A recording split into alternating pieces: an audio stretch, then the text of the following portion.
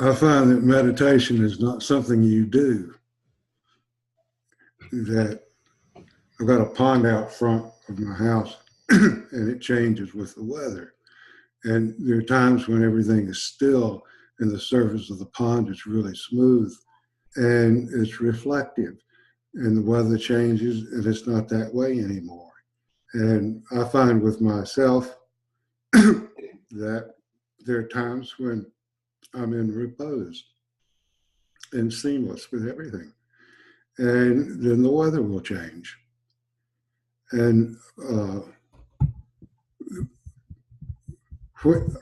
the change, the impermanence for me of everything is a key element of beauty.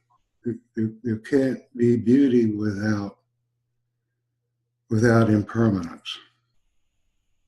And that's a great gift. And the brain can only think of permanence in human being terms. And this is a pretty big infinite universe. And just to imagine that one could be like seeing through eyes or something like that can be a permanent thing just simply isn't true. I had a person call me one time when I was having the radio show that Robert spoke of earlier. And he called me up and he said, I listen to you because I'm blind, I can't see. And so I was going to tell him a metaphor that had to do with the movie screen and everything. And I said, well, before I ask this, let me ask you a question. What is your experience with light? And he says, I don't have any. That people born blind don't know what light is. They don't. The visuals aren't there, and that people who go blind after being born later on will regurgitate those images for a while, and then they'll disappear. And I said, well, what's your dream like? There's just sensations like music and sounds and touch. And so many of us have visionary components about meditating or light or all of this stuff that a human being born blind wouldn't even know what you're talking about. So impermanence to me is a part of beauty. It's the things happen and dissipate, and in that dissipation, there's beauty. Even I'm like Robert. I've got a crowd of petty tyrants that are hitting on every part of my body. But even in the midst of all of that, and I'm laughing sometimes, moaning in pain. I'm laughing at the same time, and but there's an acceptance in that impermanence that brings a beauty. It brings a beauty that can't be caught in visuals or words. And but meditations, I know you might be meditating. Maybe if you see the white light, well, if it happens, it's going to come and then it's going to go. And whatever's new is going to get old. Doesn't matter. I mean, you may have a vision of Jesus, but it don't last long. It just comes and goes like everything else. And so meditation is something that happens. It's not something you do. And it happens as we're in repose and mature. I think awakening is a part of a human being mature. It blooms like a flower blooms. Not every flower blooms, and that's just kind of how I see it.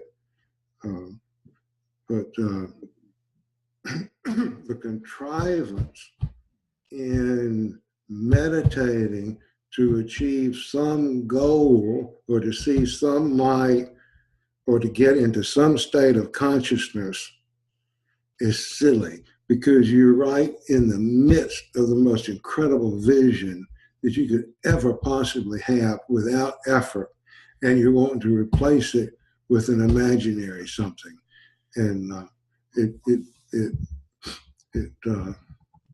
steals life away from you, in my opinion. I like to live. I like to have fun. I'm still having fun. Uh, uh, even when I'm hurting or in the hospital or something like that, I have fun with the doctors and the nurses and whatever, and we carry on good conversations, and everyone I have is seems to be clear and caring and loving, and I still think it's a good life. I'm having a good time. I really enjoy sharing the fellowship with Robert. We go back a number of years now, and when I first read that article and invited him on our little radio show, uh, I felt a certain affirmation of common sense that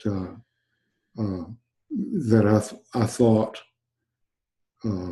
clear and bright, and I've had a destiny of somehow kind of like Forrest Gump in a way. I found myself backstage with all of these guys, from Ramana Maharshi to Papaji to Muktananda, many nameless people, many backstage situations. And it's different backstage than it is on stage. And I've had good backstage with Robert and Katanya, and it's good and it's genuine and it's real and it's human. And I love friends like that.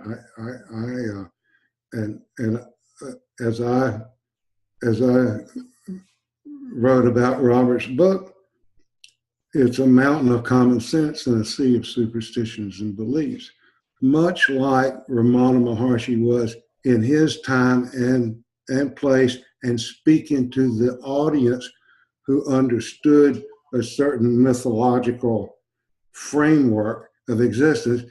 Ramana would edify that and bring common sense to it. Same with Papaji, same with most backstage sincere people. Other backstage situations, it's all about branding, and branding is something I know a lot about, and they're just doing brand work, building a brand, and it's like Robert was saying earlier, they know that secret. Say something over and over and over again, and it becomes the truth, and you drive that brand home. And it's just branding. Jesus is just a brand. Muktananda is just a brand. Ramana Maharshi is just a brand. Some have logos. The first one that addresses a new category gets that position in the mind, and the door closes. That brand wins. Same in music. So it's just branding going on with a non-duality. I went years ago, I went to the non-duality conference, one of its earlier years, and I've been to a lot of trade shows in my life, and it was a trade show, straight up. The whole infrastructure, everything was just like a trade show with brands, and so the brand puts extra added values that is fictitious on that, so to get your attention. And I say don't buy it. It's just a brand. Buy the generic, because you don't see the branding going on with sincere people backstage. You just don't see it. It's a vision of equality, not hierarchy. So that's my wrap on meditation.